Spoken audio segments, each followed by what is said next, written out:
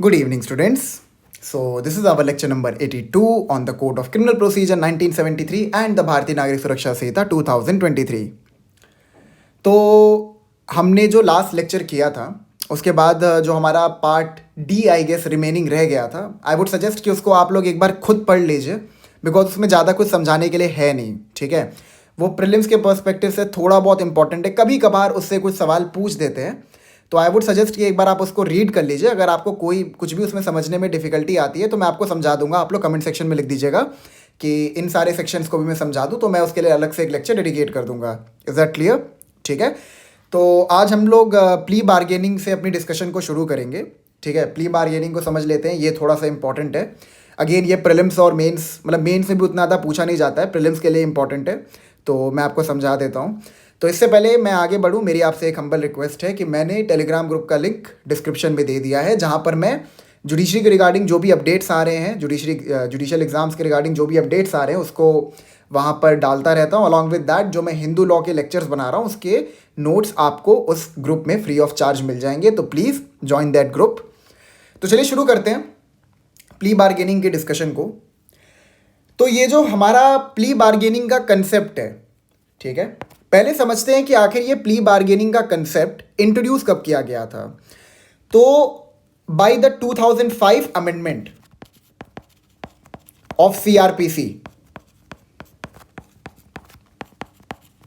1973 जो plea bargaining का concept है इसको इंडिया में इंट्रोड्यूस किया गया था अंडर सीआरपीसी. ठीक है, और सब्सिक्वेंटली अभी बीएनएसएस के अंदर इस पर्टिकुलर कंसेप्ट को रिटेन भी किया गया है. मैं आपको बता देता हूं. ठीक है, सो 2005 के अमेंडमेंट के थ्रू प्ली बार्गेनिंग के कंसेप्ट को इंट्रोड्यूस किया गया था under chapter 21A of CrPC. Is that clear? ठीक है, और अभी मतलब बीएनएसएस के अंदर अगर आपको प्ली बार्गेनिंग के प्रोविजंस देखने हैं तो you will find under chapter 23. इसके चैप्टर को ध्यान रखिएगा कि किस चैप्टर के अंदर प्ली बार्गेनिंग के प्रोविजंस जो है वो इंश्राइन किए गए हैं. That is from section 289 till 300. Is that clear? ठीक है, अच्छा अब समझते हैं ये प्ली बार्गेनिंग होता क्या है. तो प्ली बार्गेनिंग का जो ये कंसेप्ट है इसको बेसिकली हमने यूएस से लिया है. यूएस में चार्ज बार्गेनिंग का जो कंसेप्ट है ये प्रिवेल करता है. चार्ज बार्गेनिंग में क्या होता है मैं आपको बताता हूं. बेसिकली जब एक फॉर्मल चार्ज फ्रेम कर दिया जाता है एक्यूज के अगेंस्ट में, ठीक है, तो वो बंदा जो है ना, जो एक्यूज्ड है, जिसके अगेंस्ट में चार्जेस को फ्रेम कर दिया गया, फॉर एग्जांपल मान लीजिए उसके अगेंस्ट में मर्डर के चार्जेस लगे हैं, तो वो बंदा करता क्या है, वो एग्री कर लेता है, वो मान लेता है कि उसने वो पर्टिकुलर ऑफेंस कमिट किया है, ताकि जो चार्जेस उसके अगेंस्ट में फ्रेम किए जा रहे हैं उनकी इंटेंसिटी को रिड्यूस किया जा सके. अब उसने एक्सेप्ट कर लिया कि उसने ये पर्टिकुलर ऑफेंस कमिट किया है. जैसे सपोज मर्डर का ऑफेंस था, उसने एक्सेप्ट कर लिया कि उसने मर्डर का ऑफेंस कमिट किया है, तो जो मर्डर के चार्जेस हैं इसको रिड्यूस कर दिए जाएंगे to culpable homicide not amounting to murder. ठीक है, अच्छा ये किया क्यों जाता है? अब आपको ये बात बहुत अच्छे से पता होगा कि जो कोर्ट्स होते हैं वो केसेस से ओवरबर्डनड होते हैं. बहुत सारे केसेस आए दिन कोर्ट्स में आते रहते हैं. ठीक है, जिसकी वजह से कोर्ट जो है वो केसेस से ओवरबर्डनड हो जाता है. अब सपोज अगर एक्यूज्ड है और वो एग्री कर जाता है कि मैंने ये पर्टिकुलर ऑफेंस कमिट किया है, ठीक है, लेकिन मैं चाहता हूं कि जितना पनिशमेंट मुझे दिया जाएगा उससे थोड़ा कम पनिशमेंट दे दिया जाए, बिकॉज मैं यहां पर मानता हूं कि मैंने ये ऑफेंस कमिट किया है. इससे क्या क्या फायदे हैं? इससे कोर्ट का टाइम बचेगा, ठीक है, जो जुडिशियल सिस्टम के ऊपर जो बर्डन है वो रिड्यूस होगा, और साथ ही साथ जो जुडिशियल एफिशिएंसी है इट विल बी मैक्सिमाइज्ड.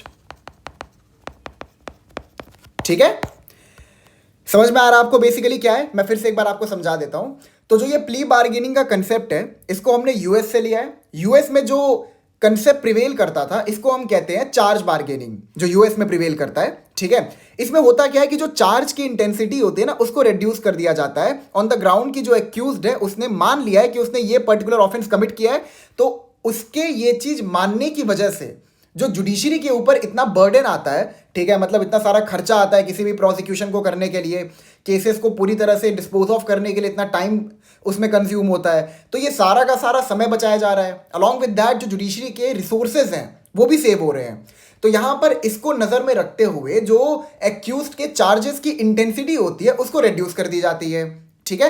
ये यूएस में प्रिवेल करता है। और मैं आपको एक बात बताता हूँ, यूएस में अराउंड 75% जो केसेस होते हैं, 75% केसेस में चार्ज बार्गेनिंग ही होता है। बंदा मान जाता है कि मैंने ये पर्टिकुलर ऑफेंस कमिट किया है, ठीक है, फिर बार्गेनिंग होता है। बार्गेनिंग में क्या होता है, जो प्रोसिक्यूशन होता है वो और जो एक्यूज का जो एडवोकेट होता है वो, ठीक है, ये साथ में बैठते हैं and they try to form a conclusion कि यहां पर एक्यूज को कितना पनिशमेंट अवॉर्ड करना चाहिए बिकॉज ही हैड एग्रीड कि उसने ये पर्टिकुलर ऑफेंस कमिट किया है। Is that clear?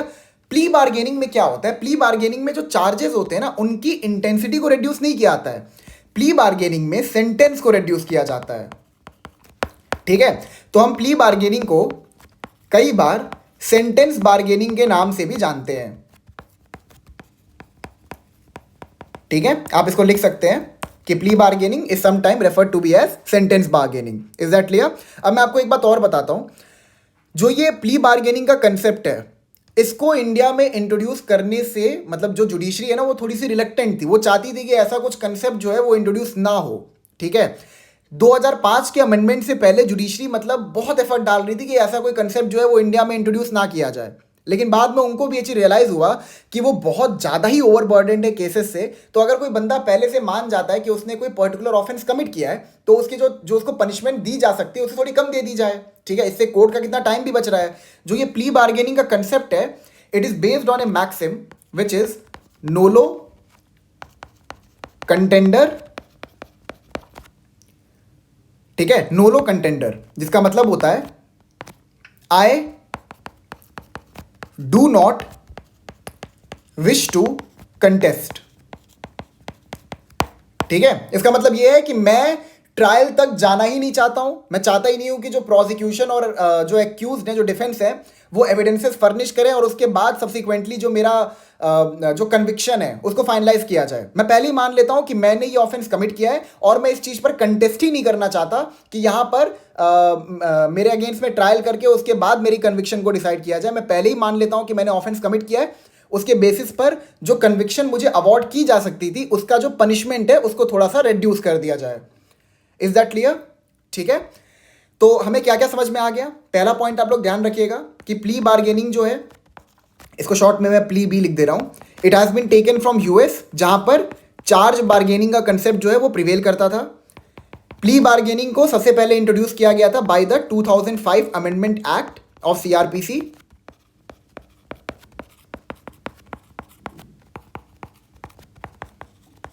ठीक है, अंडर चैप्टर 21A, ठीक है। ये पॉइंट्स आप लोग लिख लीजिएगा। अलॉन्ग विद दैट इसमें एक और एडिशन आप कर लीजिएगा कि ये जो 2005 अमेंडमेंट आया था, it was based on the 142nd report of the law commission,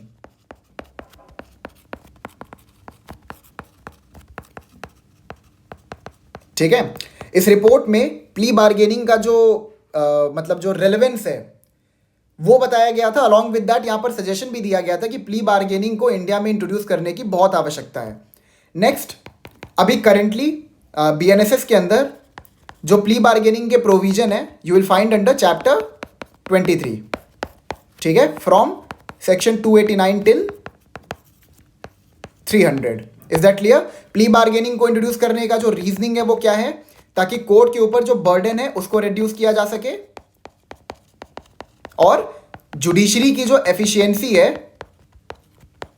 उसको मैक्सिमाइज किया जा सके, ठीक है। अब मैं आपको एक बात बता दे रहा हूं, अब जैसे मैंने अभी आपको ऊपर एग्जांपल दिया है मर्डर का कि बंदे ने एग्री कर लिया कि मैंने मर्डर कमिट किया है, तो यहां पर प्ली बार्गेनिंग करके उसके सेंटेंस को रिड्यूस किया जा सके। ये चीज इंडिया में नहीं होता है, ठीक है। मैं अभी आपको दिखाऊंगा, सेक्शन 289 के अंदर दिया हुआ है कि कुछ ऐसे सर्टेन केसेस हैं जहां पर आप प्ली बार्गेनिंग नहीं कर सकते। Is that clear? चलिए शुरू करते हैं, ठीक है। सो chapter 23 plea bargaining, application of chapter, section 289। This chapter shall apply in respect of an accused against whom the report has been forwarded by the officer in charge of a police station under section 193, alleging therein that an offence appears to have been committed by him other than an offense for which the punishment of death or of imprisonment for life or of imprisonment for a term exceeding 7 years has been provided under the law for the time being in force. अब देखिए basically section 289 ये बताता है कि plea bargaining आप कहाँ कहाँ पर कर सकते हो. मैं आपको बताता हूँ प्ली बार्गेनिंग बेसिकली होता क्या है. कोर्ट प्रोसिक्यूशन और जो डिफेंस होता है उन दोनों को मौका देता है कि आप आपस में बैठिए और आप एक कंक्लूजन को फॉर्म करिए. यहाँ पर अगर एक्यूज जो है वो मानता है कि उसने ऑफेंस कमिट किया है तो आप साथ में बैठ के एक कंक्लूजन फॉर्म करिए कि यहाँ पर एक्यूज को कितना पनिशमेंट देना है. ठीक है. अलॉन्ग विद दैट अगर वहां पर कोर्ट को वहां पर सिचुएशन ऐसा है कि विक्टिम को कंपेंसेट करने की भी आवश्यकता है तो कोर्ट उसके लिए भी ऑर्डर कर सकता है. अभी देखिए आपको प्रोविजंस में आगे ये चीज मिल जाएगी. Is that clear? तो यहां पर देखिए सबसेक्शन 1A ये कहता है कि आप प्ली बार्गेनिंग कर सकते हो अगर आपके अगेंस्ट में एक पुलिस रिपोर्ट सबमिट की गई है बाय वर्च्यू ऑफ सेक्शन 193. ठीक है. आपको पुलिस रिपोर्ट पता है ना. पुलिस रिपोर्ट क्या होता है? जब सेक्शन 173 के अंदर या फिर 174 के अंदर आपके अगेंस्ट में FIR या फिर NCR रजिस्टर की जाती है तो उसके बाद जब इन्वेस्टिगेशन को कंक्लूड किया जाता है तो एक रिपोर्ट तैयार की जाती है. ठीक है. जिसको हम पुलिस रिपोर्ट कहते हैं जो कि सबमिट की जाती है to the jurisdictional magistrate. Is that clear? ठीक है. तो यहां पर क्या बोल रहा है कि अगर आपके अगेंस्ट में यानी कि एक्यूज के अगेंस्ट में अगर एक पुलिस रिपोर्ट सबमिट किया गया है. ठीक है. और पुलिस रिपोर्ट इस तरफ इंडिकेट कर रहा है कि एक्यूज ने एक ऐसा ऑफेंस कमिट किया है जिसकी जो पनिशमेंट है that is not death penalty. ठीक है. नॉट लाइफ इंप्रिजनमेंट या फिर कोई ऐसा ऑफेंस जिसकी punishment is more than 7 years. अगर एक्यूज ने कोई ऐसा ऑफेंस कमिट किया, अगर मान लीजिए जो पुलिस रिपोर्ट है वो इस तरफ इंडिकेट कर रही है कि एक्यूज ने एक ऐसा ऑफेंस कमिट किया है जहां पर पनिशमेंट जो उस ऑफेंस की है वो है डेथ पेनल्टी, लाइफ इंप्रिजनमेंट या फिर जो मैक्सिमम प्रिस्क्राइब पनिशमेंट है उस ऑफेंस की वो 7 साल से अधिक की है, तो वहां पर प्ली बार्गेनिंग करना अलाउड नहीं है. Is that clear? इसका मतलब हमें क्या समझ में आया कि प्ली बार्गेनिंग सिर्फ उन ऑफेंसेस में किया जा सकता है जहां पर उस पर्टिकुलर ऑफेंस की जो पनिशमेंट है that is lower than 7 years. Is that clear? B पे आते हैं. A magistrate has taken cognizance of an offence on complaint other than an offence for which the punishment of death or of imprisonment for life or of imprisonment for a term exceeding 7 years has been provided under the law for the time being in force and after examining complainant and witnesses under section 223 issued the process under section 227. अब देखिए basically यहां पर B में क्या कह रहा है. अब देखिए यहां पर सेक्शन 193 के अंदर पुलिस रिपोर्ट के बेसिस पर केस को इंस्टीट्यूट किया जा रहा है. मतलब पुलिस रिपोर्ट सबमिट की गई अंडर सेक्शन 193, उसके बेसिस पर मैजिस्ट्रेट ने सेक्शन 210 के अंदर कॉग्निजेंस लिया और उन्होंने माना कि हाँ जो पुलिस रिपोर्ट में जो ऑफेंस बताया जा रहा है वही ऑफेंस एक्यूज ने कमिट किया है. ठीक है. उसके बेसिस पर आगे की फर्दर प्रोसीडिंग को शुरू किया गया. बी जो है वो बताता है उन सिचुएशन का जहां पर सेक्शन 223 के अंदर मैजिस्ट्रेट को कंप्लेंट दी गई हो. आपको पता है ना by virtue of section 210A subsection 1A जो मैजिस्ट्रेट हैं वो कंप्लेंट के बेसिस पर भी कॉग्निजेंस ले सकते हैं. और हम लोग ये कब मानते हैं कि मैजिस्ट्रेट ने कॉग्निजेंस ले लिया है बेस्ड ऑन ए कंप्लेंट? जब सेक्शन 223 के अंदर वो कंप्लेनेंट या फिर जितने भी विटनेसेस प्रेजेंट हैं उनको एग्जामिन करना शुरू कर दें. Is that clear? ठीक है. तो यहां पर ये कह रहा है कि अगर मान लो कंप्लेंट प्रोसीडिंग है, अगेन सेम सिचुएशन, जो कंप्लेंट दिया गया है. ठीक है. अब उसके बेसिस पर मैजिस्ट्रेट ने सेक्शन 223 के अंदर एग्जामिनेशन किया. अब उसके बाद आपको याद होगा ना मैंने आपको बताया था कि एग्जामिनेशन करने के बाद वो चाहे तो इशू ऑफ प्रोसेस को पोस्टपोन भी कर सकते हैं. लेकिन सपोज उन्होंने प्रोसेस को इशू कर दिया अंडर सेक्शन 227. प्रोसेस को इशू करने का मतलब क्या है कि उन्होंने एक्यूज्ड को समन या फिर एक्यूज के अगेंस्ट में समन या फिर वारंट इशू कर दिया. Is that clear? ठीक है. तो अगर उन्होंने सेक्शन 227 के अंदर इशू ऑफ प्रोसेस कर दिया है, ठीक है, तो वहां पर उसके बाद में प्ली बार्गेनिंग किया जा सकता है अगर एक्यूज ने कोई ऐसा ऑफेंस कमिट नहीं किया है जिसकी पनिशमेंट जो है वो डेथ पेनल्टी हो, लाइफ इंप्रिजनमेंट हो या फिर जिसकी पनिशमेंट 7 साल से अधिक की हो. इतना आपको क्लियर है? मैं आपको फिर से बता दे रहा हूं. प्लीज इस चीज को याद रखिएगा. जो ये चीजें आपको मैंने लिखवाई है ना ये बहुत इंपॉर्टेंट है. ठीक है.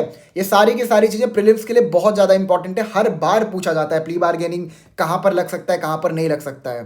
ठीक है. आगे देखते हैं क्या लिखा है. But does not apply where such offense affects the socio-economic condition of the country or has been committed against a woman और अ चाइल्ड। ठीक है, अब देखिए हमारे पास ये सिचुएशंस तो है जहां पे प्ली बार्गेनिंग नहीं लगेगा। क्या क्या सिचुएशंस है कि अगर एक्यूज ने एक ऐसा ऑफेंस कमिट किया जिसकी पनिशमेंट जो है वो डेथ पेनल्टी हो, या फिर लाइफ इंप्रिजनमेंट हो, या फिर उस पर्टिकुलर ऑफेंस की पनिशमेंट जो है वो 7 साल से अधिक की हो। अलॉन्ग विद दैट जो इसका लास्ट पैराग्राफ है सबसेक्शन 1 का, वो ये कहता है कि अगर आपने कोई ऐसा ऑफेंस कमिट किया है जिसकी पनिशमेंट जो है it may be less than 7 years, ठीक है, लेकिन जो वो ऑफेंस है वो किसी वुमेन के अगेंस्ट में किया गया है, या फिर किसी चाइल्ड के अगेंस्ट में किया गया है, या फिर वो पर्टिकुलर ऑफेंस कंट्री के, स्टेट के सोशियो इकोनॉमिक कंडीशन को हैम्पर कर रहा है। ठीक है, जैसे मैं आपको बताता हूं इसका एग्जांपल क्या क्या हो गया सोशियो इकोनॉमिक कंडीशन वाला। जैसे मान लीजिए आपने टैक्स इवेजन किया है, ठीक है, या फिर आपने मनी लॉन्ड्रिंग की है, ठीक है, या फिर मान लो कोई कॉर्पोरेट फ्रॉड किया है, या फिर आपने करप्शन किया है। ठीक है, अगर आप चाहें तो सेक्शन 111 को रेफर कर सकते हैं ऑफ बीएनएस, ठीक है, जहां पर उन ऑफेंसेस को साइट किया गया है जो कि देश के सोशियो इकोनॉमिक कंडीशंस को हैम्पर करते हैं। Is that clear? ठीक है, तो यहां पर बेसिकली क्या कह रहा है, यहां पर ये कह रहा है कि हमने एक आपको कंडीशन दी है जहां पर प्ली बार्गेनिंग अप्लाई नहीं होगा। दैट इज, अगर आपने कोई ऐसा ऑफेंस कमिट किया जिसकी पनिशमेंट डेथ पेनल्टी, यानी कि मान लीजिए मर्डर किया आपने, तो वहां पे आप प्ली बार्गेनिंग नहीं कर सकते। ठीक है, आपने अगर कोई ऐसा ऑफेंस कमिट किया जिसकी पनिशमेंट जो है वो लाइफ इंप्रिजनमेंट है, तो वहां पर भी आप प्ली बार्गेनिंग नहीं कर सकते। या फिर आपने कोई ऐसा पनिशमेंट किया, आपने कोई ऐसा ऑफेंस कमिट किया है जिसकी पनिशमेंट जो है वो 7 साल से अधिक की है, वहां भी आप प्ली बार्गेनिंग नहीं कर सकते। लेकिन मान लीजिए आपने कोई ऐसा ऑफेंस कमिट किया है जिसकी पनिशमेंट जो है वो 7 साल से कम की है, लेकिन वो पर्टिकुलर ऑफेंस जो है ना वो किसी वुमेन के अगेंस्ट में डायरेक्ट किया गया है, या फिर किसी चाइल्ड के अगेंस्ट में डायरेक्ट किया गया है, या फिर वो पर्टिकुलर ऑफेंस देश की जो सोशियो इकोनॉमिक कंडीशन है उसको इफेक्ट करता है, तो वहां पर भी हम प्ली बार्गेनिंग अलाउ नहीं करेंगे। Is that clear? ठीक है, तो ये भी याद रखिएगा, सोशियो इकोनॉमिक कंडीशन और वुमेन और चाइल्ड वाला, अगेन ये एक वेलफेयर प्रोविजन है, तो ये अपनी पावर को कहां से डिराइव करता है? आर्टिकल 15 clause 3 से। Is that clear? Subsection 2, for the purposes of subsection 1 the central government shell by notification determine the offences under the law for the time being in force which shall be the offences affecting the socio-economic condition of the country। ठीक है, अब हमारे पास पहले से कुछ ऐसे offences हैं जिनको पहले से बताया गया है कि ये पर्टिकुलर ऑफेंसेस देश के सोशियो इकोनॉमिक कंडीशंस को डायरेक्ट इंपैक्ट पहुंचाते हैं। उनके अलावा भी सेंट्रल गवर्नमेंट जो है वो अथॉरिटी है जो डिटरमाइन करेगी कि कौन कौन से ऑफेंसेस बेसिकली देश के सोशियो इकोनॉमिक कंडीशंस को हैम्पर करते हैं। Is that clear? देखिए मैं आपको एक बात बताता हूं, जो ये प्ली बार्गेनिंग है ना, ये बहुत ही इंपॉर्टेंट चीज़ है। अब एक्यूज को पता है कि उसने वो ऑफेंस कमिट किया है, ठीक है, जो एक्यूज का जो एडवोकेट है उसको भी पता है कि उसने वो ऑफेंस कमिट किया है, जो प्रोसिक्यूशन है उसके पास सफिशिएंट एविडेंस है जिसके बेसिस पर एक्यूज को कन्विक्ट कर दिया जाएगा। ठीक है, अब देखिए ऑब्वियस सी बात है, अगर आपको ट्रायल का पूरा प्रोसीजर याद हो वो कितना लंबा रहता है। पहले चार्ज प्रोसीडिंग होती है, फिर with the framing of charge trial begin होता है, उसके बाद फिर प्रोसिक्यूशन को एक डेट दिया जाता है जब वो अपने एविडेंसेस को फर्निश करता है। उनको सुनने के बाद कोर्ट एक कंक्लूजन ड्रॉ करता है कि यहाँ पर एक्यूज को एक्यूज को एक्विट करना है कि एक्यूज के एडवोकेट को मौका देना है कि वो अपने साइड के एविडेंसेस को फर्निश करे। ठीक है, उसके बाद एक्यूज को मौका दिया जाता है कि वो अपने साइड के एविडेंसेस को फर्निश करे। It takes a lot of time, बहुत ज़्यादा समय लगता है इसमें। ठीक है, इसमें क्या होता है, कोर्ट की जो रिसोर्सेज हैं उनको मतलब बहुत ज़्यादा इस्तेमाल किया जाता है, कोर्ट की जो एफिशिएंसी है वो रिड्यूस हो जाती है, बहुत सारे ऐसे प्रॉब्लम्स क्रिएट होते हैं। तो मैं आपको बताता हूँ, ये प्ली बार्गेनिंग एक बहुत ही इंपॉर्टेंट कंसेप्ट है जो आज के टाइम पे कोर्ट इतना ओवरबर्डन्ड है ना केसेस को लेके। प्ली बार्गेनिंग उन जो ये बर्डन है ना उसको थोड़ा कम करने में हेल्प करता है। और मैं आपको बता रहा हूँ यूएस में मैक्सिमम केसेस जो है ना वो ये चार्ज बार्गेनिंग पे ही खत्म हो जाते हैं। सिर्फ 25% जो केसेस होते हैं, ठीक है, सिर्फ 25% जो केसेस होते हैं वही केसेस कोर्ट तक जाते हैं। वहाँ की जो सुप्रीम कोर्ट भी है ना, अगर मैं आपको सही बताऊं, जो यूएस की सुप्रीम कोर्ट है वो हफ्ते में मुश्किल से 1 या 2 दिन बैठती है, वहाँ तक केसेस पहुँचते ही नहीं है। वहाँ का जुडिशियल सिस्टम पूरी तरह से डिफरेंट है। मैं सोच रहा हूँ कि इसके लिए एक सेपरेट लेक्चर डेडिकेट कर दूँ जहाँ पे आपको समझा दूँ कि यूएस में वहाँ का जुडिशियल सिस्टम कैसे काम करता है। ठीक है, आप लोग कमेंट सेक्शन में बोल दीजिएगा अगर आपको समझना है कि यूएस का जुडिशियल सिस्टम कैसे काम करता है। मैं एकदम बेसिक से आपको हर चीज़ समझा दूंगा। ठीक है, हाँ, तो आपको समझ में आ गया। तो मतलब ये भी एक तरह का स्किल होता है, प्ली बार्गेनिंग करना भी ना एक प्रकार का स्किल होता है। जैसे आर्बिट्रेटर वगैरह होते हैं ना, जिनके अंदर आर्बिट्रेशन करने की स्किल्स होती हैं, वैसे कुछ एडवोकेट्स होते हैं जो प्ली बार्गेनिंग में भी एक्सपर्ट होते हैं। अब उनको पता है उनके बंदे ने ऑफेंस कमिट किया है, अब वो बंदे को बोलेंगे तुम जाके बोल दो तुमने ऑफेंस कमिट किया है, एटलीस्ट मतलब जितने एविडेंसेस प्रोसिक्यूशन के पास हैं वो पक्का प्रूव कर लेगा कि तुमने ऑफेंस कमिट किया है। तो एक काम करते हैं ना कि जो ऑफेंस तुमने कमिट किया है उसका जो पनिशमेंट है उसको हम रिड्यूस करवा देते हैं। ठीक है, चलिए वो सब हटाइए, आगे बढ़ते हैं। Section 290. A person accused of an offense may file an application for plea bargaining within a period of 30 days from the date of framing of charge in the court in which such offense is pending for trial. मैं आपको एक बात बताता हूँ, थोड़ा सा आपको absurd लगेगा, जो चीज़ मैंने आपको बताई थी उससे आपको थोड़ा सा अपोजिट लगेगा। तो बेसिकली प्ली बार्गेनिंग की एप्लीकेशन जो होती है इसको सबमिट की जाती है आफ्टर फ्रेमिंग ऑफ चार्ज। ठीक है, अच्छा मुझे एक बात बताइए, आपके हिसाब से फ्रेमिंग ऑफ चार्ज के बाद ही प्ली बार्गेनिंग की एप्लीकेशन क्यों सबमिट की जाती है? क्योंकि फ्रेमिंग ऑफ चार्ज से पहले जो एक्यूज्ड है, आपको याद होगा, उसको छोड़ा भी जा सकता है। ठीक है, उसको डिस्चार्ज किया जा सकता है। मैंने आपको बताया था ना, there will always be discharge before framing of charge and there will only be acquittal after framing of charge. ठीक है, मतलब एक्विटल जो है वो फ्रेमिंग ऑफ चार्ज के बाद होता है, और अगर फ्रेमिंग ऑफ चार्ज से पहले ही कोर्ट सेटिस्फाई हो जाए कि एक्यूज ने कोई ऑफेंस कमिट नहीं किया है तो वो उसको डिस्चार्ज भी कर सकते हैं। Is that clear? इसीलिए फ्रेमिंग ऑफ चार्ज के बाद ही हम प्ली बार्गेनिंग का एप्लीकेशन डलवाते हैं, बिकॉज उससे पहले क्या पता एक्यूज का जो एडवोकेट है वो कोर्ट को सेटिस्फाई कर दे कि इसने ऑफेंस कमिट ही नहीं किया है, तो कोर्ट उसको डिस्चार्ज कर देगा। Is that clear? तो फ्रेमिंग ऑफ चार्ज के बाद आप प्ली बार्गेनिंग की एप्लीकेशन को सबमिट कर सकते हो विद इन 30 डेज। ठीक है, मतलब जब आपके अगेंस्ट में चार्जेस को फ्रेम कर दिया गया उसके बाद आपके पास 30 दिन होंगे जिस बीच में आप प्ली बार्गेनिंग की एप्लीकेशन को सबमिट कर सकते हैं कोर्ट में। Is that clear? अब मैं आपको एक चीज समझाता हूं। बेसिकली जो प्ली बार्गेनिंग है ना, ये एक प्री ट्रायल प्रोसीडिंग है। ठीक है, it is a pre trial proceeding, it is not a post trial proceeding. लेकिन मैंने आपको ये चीज बताया था कि with the framing of charge trial commences. ठीक है, वहां पर जो ये बात मैंने आपको बताई थी, इसका मतलब ये था कि चार्जेस को फ्रेम करने के बाद जो ट्रायल है वो इनएविटेबल हो जाता है। लेकिन जो एक्चुअल ट्रायल होता है वो कब शुरू होता है? जब प्रोसिक्यूशन को डेट दी जाती है कि आप अपने एंड के जो भी एविडेंसेस हैं उसको कोर्ट में फर्निश करिए। ठीक है, तो हम यहां पर एक्चुअल ट्रायल की बात नहीं कर रहे, मतलब जो एक्चुअल ट्रायल है उसके शुरू होने से पहले आपके पास 30 डेज होंगे जिस बीच में आपको प्ली बार्गेनिंग की एप्लीकेशन को सबमिट करना होगा। हर चीज आपको क्लियर हो गई? ठीक है, तो ये 30 डेज का जो टाइम फ्रेम है इसको प्लीज ध्यान रखिएगा, प्रीलिम्स के लिए बहुत इंपॉर्टेंट है। A person accused of an offence may file an application for plea bargaining within a period 30 days from the date of framing of charge in the court in which such offence is pending for trial. ठीक है, और यहां पर application कौन submit करेगा? क्या accused का advocate करेगा? नहीं, एक्यूज्ड खुद ही एप्लीकेशन सबमिट करेगा for plea bargaining. Subsection 2, the application under subsection 1 shall contain a brief description of the case relating to which the application is filed, including the offense to which the case relates, and shall be accompanied by an affidavit sworn by the accused stating therein that he has voluntarily preferred, after understanding the nature and extent of punishment provided under the law for the offense, the plea bargaining in his case, and that he has not previously been convicted by a court in which he had been charged with the same offense. ठीक है, अब देखिए subsection 2 यहां पर क्या कह रहा है। सबसेक्शन 2 ये कहता है कि जो प्ली बार्गेनिंग की जो एप्लीकेशन है उसमें आपको क्या क्या कंटेंट डालना है, आपको बताना है कि केस के फैक्ट्स क्या हैं। ठीक है, अलॉन्ग विद दैट आपको ये भी बताना है कि आपके अगेंस्ट में कौन से ऑफेंस के एक्यूजेशन लगे हैं।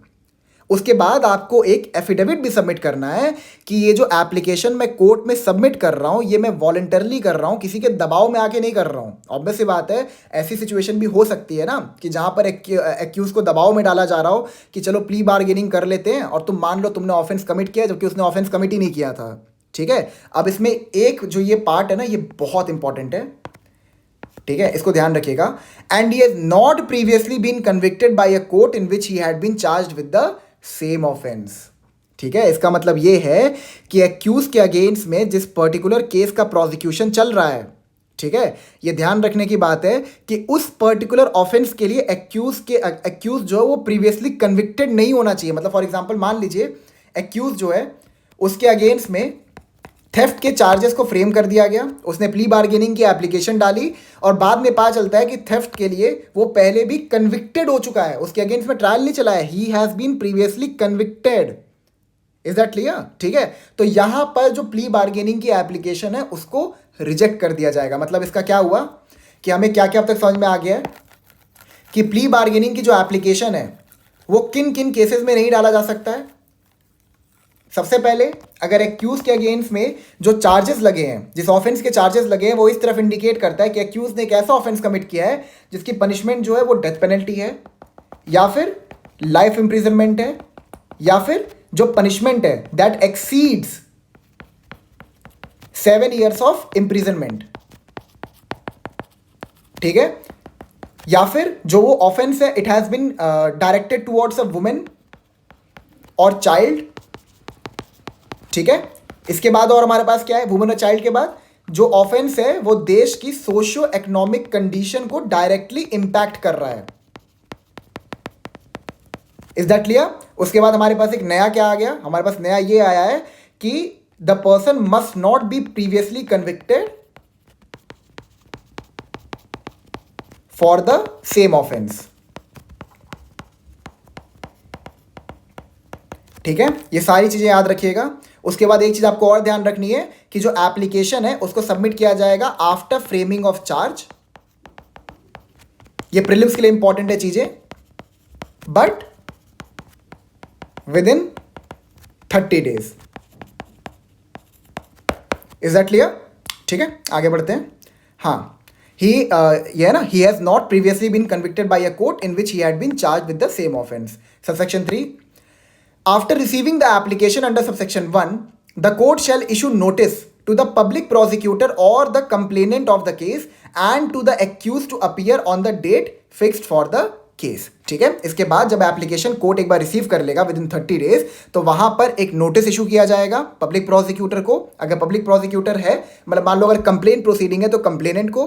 ठीक है, और साथ ही साथ एक्यूज को भी मतलब नोटिस इशू किया जाएगा कि हम एक डेट डिसाइड कर रहे हैं, उस दिन पर आप सारे लोग आइए, हम लोग बैठ के बातें करेंगे। ठीक है, when the public prosecutor or the complainant of the case and the accused appear on the date fixed under subsection 3, इसकी बात हो रही है, the court shall examine the accused in camera where the other party in the case shall not be present to satisfy itself that the accused has filed the application voluntarily। ठीक है, अब यहां पर बेसिकली क्या कह रहा है, यहां पर कह रहा है कि जो ये नोटिस इशू किया गया था, ठीक है, कि आपको एक सर्टेन डेट पे सबको प्रेजेंट होना है, एक्यूज को, कंप्लेनेंट को या फिर पब्लिक प्रोसिक्यूटर को। ठीक है, अब उस दिन जब ये सारे के सारे लोग प्रेजेंट हो जाएंगे तो कोर्ट जो सबसे पहला काम करेगी वो ये करेगी कि कंप्लेनेंट और जो पब्लिक प्रोसिक्यूटर है उनको बाहर कर देगी कोर्ट के। ठीक है, और जो एक्यूज्ड है उसका इन कैमरा प्रोसीडिंग किया जाएगा और वहां पर कोर्ट उसको एग्जामिन करेगी। एग्जामिन मतलब कुछ पूछताछ करेगी और कोर्ट एक कंक्लूजन फॉर्म करने की कोशिश करेगी कि यहां पर एक्यूज को किसी भी प्रकार से दबाया नहीं गया है कि वो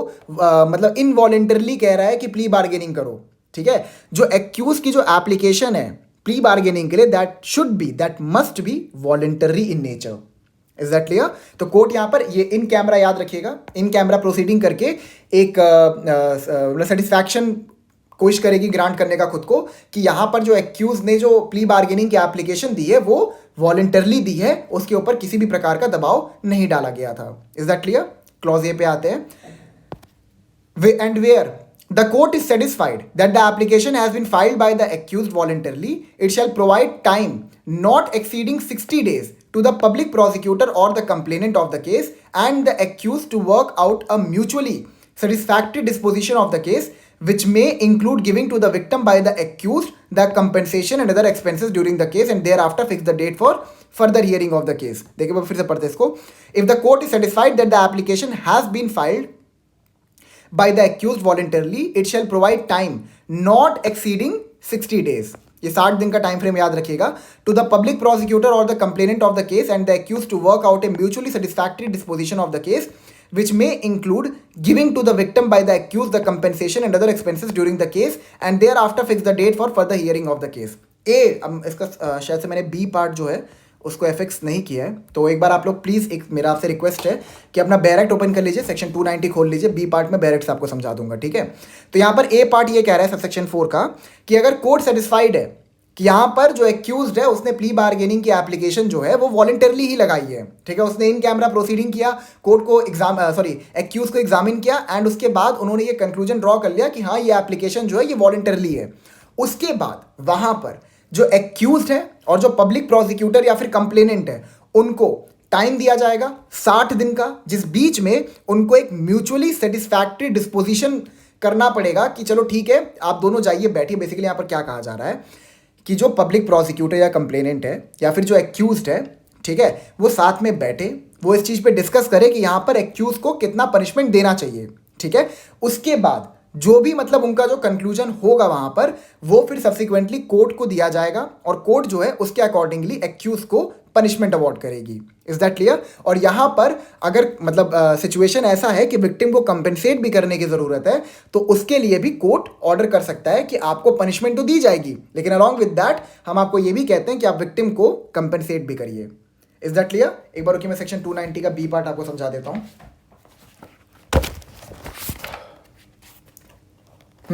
बी पार्ट कहता है the court finds that the application has been filed involuntarily by the accused और he has previously been convicted by a court in a case in which he had been charged with the same offense.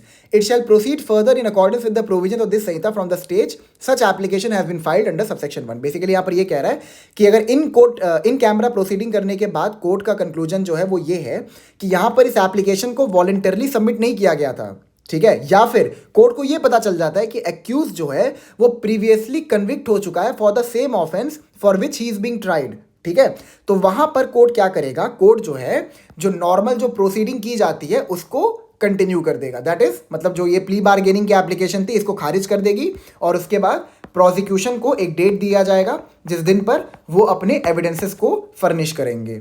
Is that clear? ठीक है। 291 In working out a mutually satisfactory disposition under clause A of subsection 4 of section 290, the court shall follow the following procedure. ठीक है, subsection 4 290 section 290 subsection 4 में जो mutually satisfactory disposition उनको बनाना है उसके लिए कोर्ट जो है इस प्रोसीजर को फॉलो करेगा। In a case instituted on a police report, the court shall issue notice to the public prosecutor, the police officer who is investigated the case, the accused and the victim of the case to participate in the meeting to work out a satisfactory disposition of the case. ठीक है, अगर मान लीजिए police report के basis पर case को institute किया गया था तो वहां पर किन किन लोगों को कहा जाएगा कि आप लोग साथ में बैठ के बात करिए। पहले तो आपके जो पब्लिक प्रोसिक्यूटर है उनको बोला जाएगा, उसके बाद जो इन्वेस्टिगेटिंग ऑफिसर था जिसने पुलिस रिपोर्ट सबमिट की थी उसको बोला जाएगा, उसके बाद जो एक्यूज्ड है एंड जो विक्टिम है they will all sit together और वहां पर they will try to form a mutually satisfactory disposition of the case. Is that clear? Provided that throughout such process of working out a satisfactory disposition of the case, it shall be the duty of the court to ensure that the entire process is completed voluntarily by the parties participating in the meeting. Court की ये responsibility है कि इस proceeding में जहाँ पर मतलब दोनों साथ में बैठ के एक कंक्लूजन ड्रॉ करने का प्रयास कर रहे हैं कि कितना पनिशमेंट एक्यूज को देना चाहिए, वहां पर किसी भी प्रकार का एक्यूज के ऊपर दबाव नहीं होना चाहिए, ये चीज कोर्ट इंश्योर करेगा। ठीक है, provided further that the accused if he so desires may participate in such meeting with his advocate if any engaged in the case. ठीक है, अगर एक्यूज का एडवोकेट है और एक्यूज कहता है कि मैं चाहता हूं कि इस प्रोसीडिंग में मैं अपने एडवोकेट के साथ बैठूं तो वहां पर कोर्ट इसके लिए भी अलाउ करेगा। ठीक है, in a case instituted otherwise than on police report, मतलब ये आपका मान लीजिए अगर सुओ मोटो हुआ हो या फिर मान लीजिए कंप्लेंट प्रोसीडिंग के बेसिस पर हुआ हो, the court shall issue notice to the accused and the victim of the case to participate in a meeting to work out a satisfactory disposition of the case, provided that it shall be the duty of the court to ensure throughout. वही same बात है आगे, provide further that if the victim of the case और the accused so desire सी में participate in such meeting with his advocate engage in the case. Same बात है जो ए में कहा गया था, बी में वही कह रहा है, बस बी में उन केसेस की बात कर रहा है जहां पर कंप्लेंट प्रोसीडिंग के बेसिस पर या फिर सुओ मोटो कोर्ट ने अगर कॉग्निजेंस लिया है उन केसेस में। ठीक है, यहां पर इस प्रोसीजर को फॉलो किया जाएगा, वही सेम प्रोसीजर है। Is that clear? 292 पे आते हैं। Report of mutually satisfactory disposition to be submitted before court where in a meeting under section 291 a satisfactory disposition of the case has been worked out, the court shall prepare a report of such disposition which shall be signed by the presiding officer of the court and all other persons who participated in the meeting, and if no such disposition has been worked out, the court shall record such observation and proceed further in accordance with the provisions of this Sanhita from the stage the application under subsection 1 or section 290 has been filed in such case. अब basically यहाँ पर ये कह रहा है कि अगर एक satisfactory disposition of the case हो जाता है, मतलब पार्टीज एग्री कर जाती हैं, तो वहाँ पर कोर्ट एक रिपोर्ट तैयार करेगा इस बिहाफ में, जिस रिपोर्ट के ऊपर जो कोर्ट का जो प्रिसाइडिंग ऑफिसर है, जज है, वो साइन करेगा, मजिस्ट्रेट है वो साइन करेगा, ठीक है। अलॉन्ग विद दैट जितने भी लोग उस पर्टिकुलर प्रोसीडिंग में पार्टिसिपेट किए थे, जैसे कि आपका विक्टिम हो गया, एक्यूज्ड हो गया, पब्लिक प्रोसिक्यूटर हो गया, इन्वेस्टिगेटिंग ऑफिसर हो गया, उन सब के भी सिग्नेचर लिए जाएंगे। लेकिन मान लीजिए इस प्रोसीडिंग में जो बंदे मतलब इन्वॉल्व थे, ठीक है, वो किसी कंक्लूजन को ड्रॉ नहीं कर पाते हैं, वो किसी पॉइंट पर एग्री नहीं कर पाते हैं, तो इसके आगे क्या होगा, इसके बाद अगेन कोर्ट एक रिपोर्ट तैयार करेगा एंड जो भी प्ली बार्गेनिंग जो हुआ था उसके बेसिस पर जो भी कोर्ट का ऑब्जर्वेशन है उसको रिकॉर्ड करेगा एंड सब्सिक्वेंटली कोर्ट जो है वो ट्रायल की तरफ प्रोसीड करेगा। और जो प्रोसीजर मैंने आपको समझाया था, trial before a sessions court, trial in warrant cases and summons cases, उसके प्रोसीजर को फॉलो किया जाएगा। Is that clear?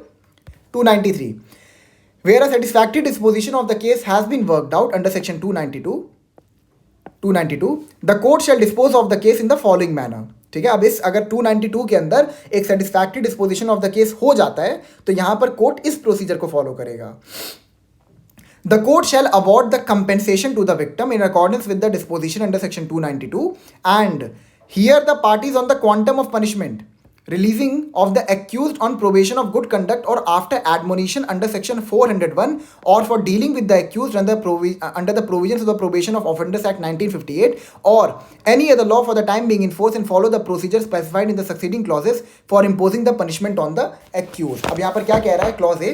Clause A ये कहता है, फिर से पढ़ लेते हैं, the court shall award the compensation to the victim in accordance with the disposition under section 292। मतलब जब सारी पार्टी साथ में बैठी थी तो वहाँ पर इस रिगार्डिंग भी बात की गई थी कि विक्टिम को कंपेंसेट करने की आवश्यकता है।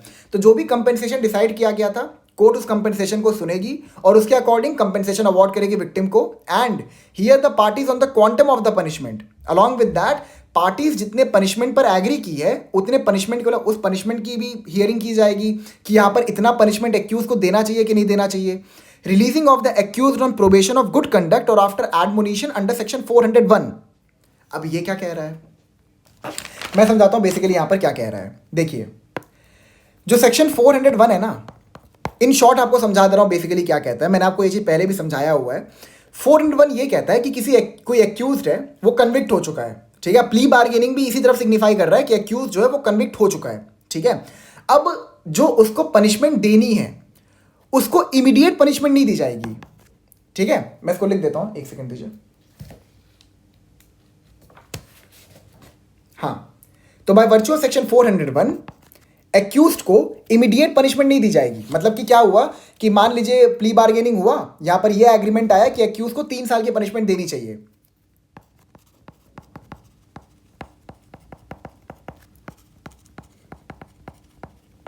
ठीक है। तो कोर्ट क्या करेगा, कोर्ट यहां पर एक्यूज को छोड़ देगा, ठीक है, ऑन अ बॉन्ड और बेल बॉन्ड, ठीक है। ऑन अ बॉन्ड और बेल बॉन्ड एक्यूज को छोड़ दिया जाएगा, कहा जाएगा कि जाइए आप पहले अपने घर और के जो भी काम है उनको निपटा लीजिए, उसके बाद सब्सिक्वेंटली आप बाद में आके आपकी जो भी पनिशमेंट है उसको फेस कर लीजिएगा। लेकिन यहां पर याद रखिएगा जो ये प्रोबेशन का टाइम फ्रेम होता है, it must not exceed 3 years, ठीक है। इसका मतलब ये है कि अगर एक्यूज को छोड़ा भी जा रहा है तो उसके मतलब अगर उसको बॉन्ड या बेल बॉन्ड पे छोड़ दिया जा रहा है कि आप बाद में आके जो भी आपकी पनिशमेंट है उसको फेस कर लीजिएगा, तो यहां पर जो छोड़ा भी जा रहा है वो 3 साल से ज्यादा नहीं होना चाहिए। विद इन 3 years एक्यूज ने जो ऑफेंस कमिट किया था उसकी पनिशमेंट उसको झेलनी पड़ेगी। मतलब 3 साल के अंदर जब भी उसको लगे वो आके अपनी पनिशमेंट को फेस कर सकता है। मतलब वो डिसाइड नहीं करेगा, कोर्ट ही डिसाइड करेगा, लेकिन जो कोर्ट अगर डिसाइड भी कर रहा है तो वो 3 साल से अधिक का टाइम फ्रेम एक्यूज को नहीं दे सकता। Is that clear? ठीक है।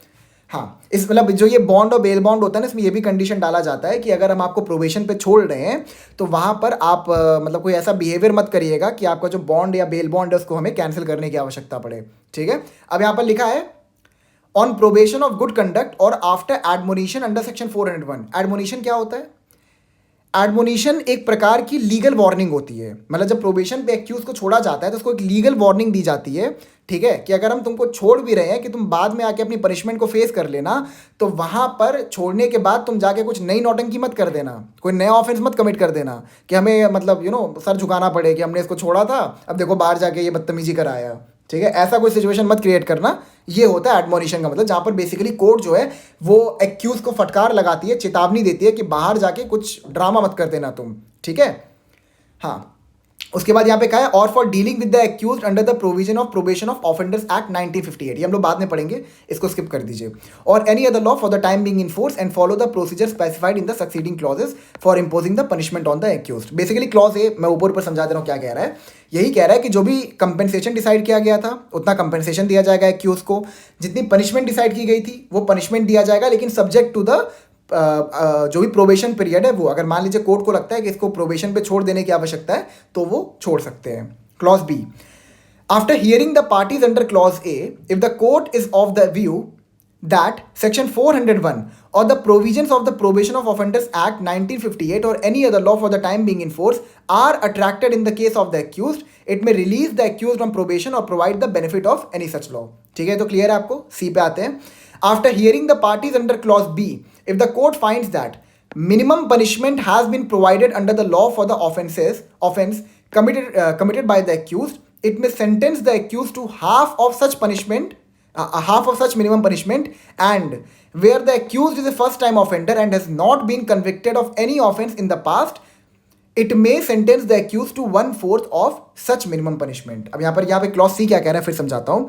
After hearing the parties under clause B, if the court finds that minimum punishment has been provided, ठीक है, मतलब जैसे आपने ये पढ़ा होगा कि कई सारे ऑफेंसेस में ये लिखा होता है कि इसकी जो पनिशमेंट है दैट इज मिनिमम 3 ईयर्स, ठीक है, मतलब मान लीजिए किसी ऑफेंस की अगर पनिशमेंट है मिनिमम 3 ईयर्स, ठीक है, तो वहां पर यहां पे क्या कह रहा है, under the law for the offence committed by the accused, it may sentence the accused to half of such minimum punishment. अब यहां पर अगेन हमने कोर्ट को डिस्क्रिशन दी है, the term may has been used, ठीक है, तो यहां पर एक्यूज्ड को अगर मान लीजिए उस पर्टिकुलर ऑफेंस की जो पनिशमेंट है इट इज मिनिमम 3 ईयर्स, तो वो इसको जो सबसे कम पनिशमेंट अवॉर्ड कर सकता है कोर्ट यहां पर वो होगा 1.5 ईयर्स। Is that clear? ठीक है। और अगर मान लीजिए जो एक्यूज्ड है वो फर्स्ट टाइम ऑफेंडर है, ठीक है, उसने पहली बार कोई ऑफेंस कमिट किया है, तो यहां पर जो ये 3 साल है इसका ये 1/4 पनिशमेंट भी दे सकते हैं। कितना होगा 1/4 पनिशमेंट 3 साल का? 9 मंथ्स। ठीक है, क्लियर आपको ये चीज?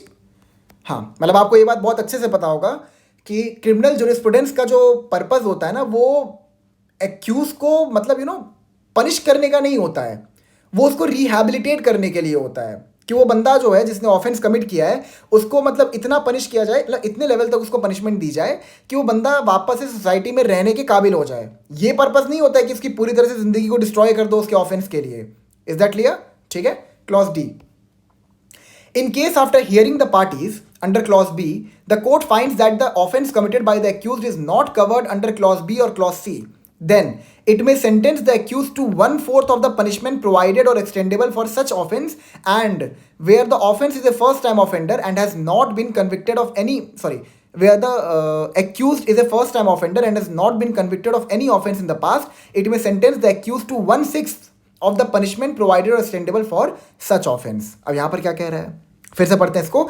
इन case after hearing the parties under clause B, the court finds that the offence committed by the accused is not covered under clause B और क्लॉज सी, दैट इज ना उसको प्रोबेशन पे छोड़ा जा सकता है, ना ही उसने कोई ऐसा ऑफेंस कमिट किया है जिसकी कोई मिनिमम पनिशमेंट प्रिस्क्राइब है।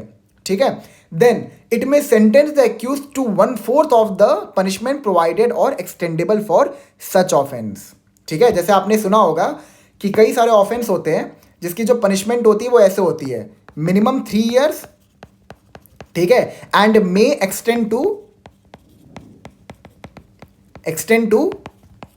7 ईयर्स। ठीक है, तो अगर ऐसा कोई सिचुएशन है जहां पर ऑफेंस की जो पनिशमेंट है वो कुछ मिनिमम यहां पे डिस्क्राइब्ड है, मतलब मिनिमम प्रिस्क्राइब्ड है, तो उस सिचुएशन में क्लॉज सी अप्लाई होगा। ठीक है, लेकिन अगर मान लो जो मिनिमम है ये टर्म नहीं लिखा है, वहां पे लिखा है that the accused must be punished with 7 years of imprisonment. ठीक है, तो ऐसे केसेस में क्या होगा, जो क्लॉज डी है वो एप्लीकेशन में आ जाएगा, ठीक है। अगर मिनिमम सेंटेंस प्रिस्क्राइब्ड है तो क्लॉज सी, और अगर मिनिमम नहीं प्रिस्क्राइब्ड, वहां पे लिखा है कि मतलब 7 साल का पनिशमेंट देना है इसको आपको, तो उस सिचुएशन में क्या होगा, यहां पर होगा then it will sentence the accused to 1/4 of the punishment. यानी कि अगर मान लीजिए 7 साल है तो इसका 1/4 कोर्ट ग्रांट कर सकता है, लेकिन अगेन यहाँ पे कोर्ट की डिस्क्रिशन है, ठीक है। और extended for such offense, and where the accused is a first time offender and has not been convicted of any offense in the past, it may sentence the accused to 1/6 of the punishment, ठीक है। अगर first time offender है FTO तो वहां पर 1/6। Is that clear, ठीक है। बहुत आसान है, इसमें कुछ उतना मुश्किल नहीं था, बट मैं आपको समझा दे रहा हूँ, प्रीलिम्स के लिए ये चीज़ें बहुत इंपॉर्टेंट है। पहले आपको ये चीज़ ध्यान रखना है कि प्ली बार्गेनिंग का एप्लीकेशन कहाँ कहाँ पर नहीं लग सकता, प्ली बार्गेनिंग का एप्लीकेशन कितने दिन में सबमिट किया जा सकता है, उसके बाद जो पार्टीज़ हैं उनको कितना टाइम पीरियड दिया जाएगा कि प्ली बार्गेनिंग के ऊपर ये लोग चर्चा कर लें, ठीक है। उसके बाद कोर्ट कितना पनिशमेंट अवॉर्ड करेगा, ये सारी की सारी चीज़ें जो है ना बहुत ही इंपॉर्टेंट है for the purpose of prelims. तो इसको बार बार आप लोग पढ़िएगा, मैंने आपको समझा दिया है। इसके नोट्स अपने वर्ड से बना लीजिएगा, क्योंकि इसके नोट्स मेरे को देने की आपको आवश्यकता पड़ेगी नहीं, मैं आपको BNSS के नोट्स भी प्रोवाइड करूँगा, ठीक है, लेकिन इसके मतलब ज़रूरत पड़ेगी नहीं। तो मेरा सजेशन यही है कि जो चीज़ें मैं आपको समझा रहा हूँ उसको अपने वर्ड्स में लिख लीजिए, ठीक है। 294 बहुत इंपॉर्टेंट है ये सारी की सारी चीज़ें। Judgment of court, the court, हाँ, the court shall deliver its judgment in terms of section 293 in the open court and the same shall be signed by the presiding officer of the court, ठीक है। Open court में दिया जाएगा judgement, और जो judgement होगा उसको sign किया जाएगा by the presiding officer, that is the जज, ठीक है। 295 finality of judgment, the judgment delivered by the court under this section shall be final and no appeal shall lie in any court against such judgment. अब ये क्या बात कह रहा है, मैं आपको समझाता हूं।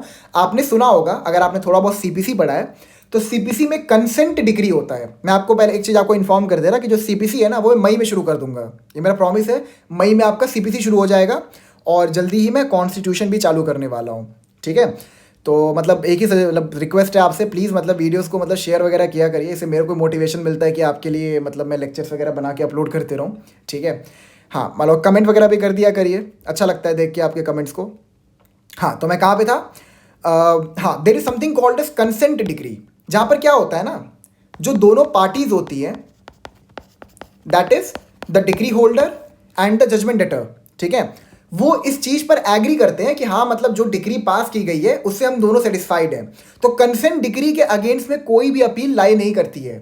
सेम जो ये प्रिंसिपल है ये प्ली बार्गेनिंग पर भी अप्लाई होता है, जो कि ये कहता है कि जो भी जजमेंट कोर्ट के द्वारा दिया जाएगा दैट शैल बी फाइनल, ठीक है, शैल का है, शैल बी फाइनल, और इसके अगेंस्ट में कोई भी अपील आप नहीं कर सकते किसी भी हायर कोर्ट में। लेकिन यहां पर यह भी कह रहा है except under article 136 that is special leave petition, और under article 226 and 227 of the constitution, यानी कि हाई कोर्ट में आप अप्रोच कर सकते हैं, बट आर्टिकल 226 और 227 के अंदर रिट पिटीशन वगैरह के अंदर, या फिर सुप्रीम कोर्ट को अप्रोच कर सकते हैं by virtue of article 136 that is SLP special leave petition. Is that clear, ठीक है।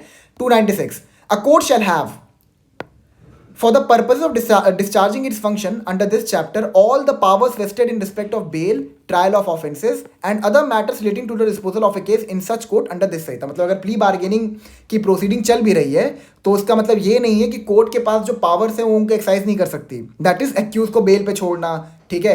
अगर उनको लगता है कि प्ली बार्गेनिंग की एप्लीकेशन को एक्सेप्ट नहीं करना है तो ट्रायल की तरफ आगे बढ़ना, ये सारी की सारी चीज़ें कोर्ट कर सकती है। 297 The provision of section 468 shall apply for setting off the period of detention undergone by the accused against the sentence of imprisonment imposed under this chapter in the same manner as they apply in respect of imprisonment under other provisions of this Samhita. Basically section 468 इस regarding बात करता है कि अगर trial के दौरान accused जो है वो काफ़ी टाइम तक जेल में ही था, मतलब he was basically an under trial prisoner, ठीक है। तो अगर कोई कंक्लूजन ड्रॉ किया भी जाता है तो वहाँ पर मतलब मान लीजिए इन्वेस्टिगेशन था, बहुत लंबा चल रहा था, ठीक है, तो इन्वेस्टिगेशन के टाइम पर वो जितने भी टाइम तक जेल में था, ठीक है, तो वो जो टाइम फ्रेम वो जो जेल में बिताया है उसको भी हम एडजस्ट कर लेंगे जो भी पनिशमेंट अवॉर्ड की गई है एक्यूज्ड को। इज दैट क्लियर, ठीक है, ये सब तो बेसिक चीज़ें हैं। 298 the provision of this chapter shall have effect not with anything inconsistent therewith contained in any other provision of this Sanhita and nothing in such other provision shall be construed to constrain the meaning of any provision of this chapter. Basically 298 एक overriding effect देता है इस chapter को, chapter 23 को, कि जो बाकी provisions हैं वो इस पर्टिकुलर चैप्टर को इफेक्ट नहीं पहुंचाएंगे. Explanation.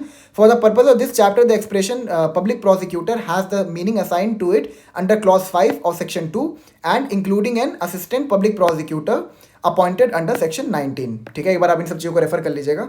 299. Notwithstanding anything contained in any law for the time being in force, the statements or facts stated by an accused in an application for plea bargaining filed under section 290 shall not be used for any other purpose except for the purpose of this chapter. ठीक है, यहां पर basically ये कह रहा है कि मान लो एक्यूज ने प्ली बार्गेनिंग की एप्लीकेशन सबमिट की थी, वो प्ली बार्गेनिंग के एप्लीकेशन को रिजेक्ट कर दिया गया. अब वहां पर तो एक्यूज ने किसी तरह से मतलब फॉर्मली तो एग्री किया ही ना कि मैंने ऑफेंस कमिट किया था. ठीक है, तो जो उसकी प्ली बार्गेनिंग की एप्लीकेशन थी, अगर मान लो कोर्ट जो है वो उसके बाद ट्रायल कंडक्ट करवाती है तो उसके एप्लीकेशन को ट्रायल में यूज नहीं किया जा सकता है as an evidence against the person. Is that clear? यही सेक्शन 299 इस रिगार्डिंग बात करता है. देखिए फिर से लिखा है, notwithstanding anything contained in any law for the time being in force, the statements और facts stated by the accused by an accused in an application for plea bargaining filed under section 290 shall not be used for any other purpose except for the purpose of this chapter. तो plea bargaining के application को बस chapter 23 में ही use किया जाएगा इस purpose के लिए कि यहाँ पर इसको मतलब प्ली बार्गेनिंग के एप्लीकेशन के बेसिस पर इसकी जो मतलब पनिशमेंट है उसको रिड्यूस करना है कि नहीं करना है. लेकिन मान लो प्ली बार्गेनिंग की एप्लीकेशन या तो रिजेक्ट हो गई या फिर एक्सेप्ट होने के बाद भी सब्सिक्वेंटली कोर्ट जो है उसने ट्रायल की तरफ, कोर्ट जो है वो ट्रायल की तरफ आगे बढ़ा, तो वहाँ पर उसकी एप्लीकेशन को एक्यूज के अगेंस्ट में यूज़ नहीं किया जाएगा. ठीक है, it is basically related to the doctrine of self incrimination. ठीक है. 300. Nothing in this chapter shall apply to any juvenile or child as defined in section 2 of the Juvenile Justice Care and Protection of Children Act 2015.